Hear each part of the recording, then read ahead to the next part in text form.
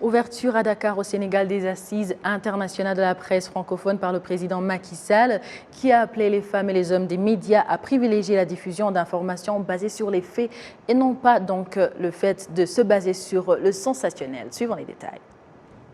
Devant plus de 200 délégués de l'Union internationale de la presse francophone, réunis au Centre international des conférences Abdou Diouf, le président du Sénégal, Macky Sall, a remercié la presse francophone mondiale pour avoir choisi la terre de la Teranga pour abriter cet important rendez-vous. Il a rappelé la pertinence de discussions dont la thématique est médias, paix et sécurité dans le monde actuel, troublé par de nombreux conflits, dont le journaliste paye un lourd tribut. Est-il nécessaire de rappeler qu'en 2023, plus de 140 journalistes ont été tués à travers le monde? Il a ainsi interpellé les médias à se baser sur le fait et à ne pas tomber dans la facilité du sensationnel. De son côté, le président international de l'UPF, Madiambal Diagne, s'est félicité de voir son pays accueillir et battre ainsi les records d'organisation des assises de la presse francophone. Dans la mesure où les journalistes sont des acteurs dans le processus de construction de la paix, mais aussi de déconstruction de la paix.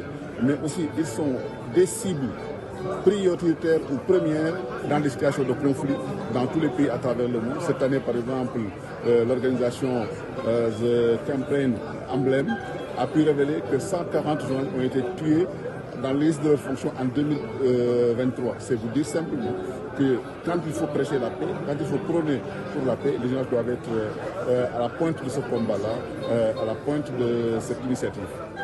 La secrétaire générale internationale de l'UPF, Zahra Nazaria, a expliqué que l'UPF a atteint une maturité en accueillant ces assises de la presse francophone malgré une conjoncture mondiale difficile, d'où la thématique médias, paix et sécurité. Nous sommes ici cette matinée de janvier pour ouvrir le 50e Assise internationale de la presse francophone. Cette année, le thème va porter sur médias, paix et sécurité. Je pense qu'il n'y a aucun besoin de préciser à quel point le sujet est important, aussi bien dans cette partie du globe que dans le monde en général. Donc on a réuni près de 200 journalistes qui viennent des dizaines de pays, qui ont des expériences différentes, diverses, qui ont des parcours divers, qui ont des conditions d'exercice de leur métier qui varient aussi énormément. Et tout cela pour débattre donc de cette question qui a la même importance pour tout le monde, parce que vous savez, quand il y a la guerre, quand il y a une guerre qui arrive, quand il y a des bombes qui tombent, on ne discute plus si un pays est démocratique ou pas, on ne discute plus si la presse est libre ou pas. Il s'agit de la survie. Justement, on est là aujourd'hui pour débattre de ce problème pour pas que ça arrive. Qu'est-ce que les médias ont comme responsabilité?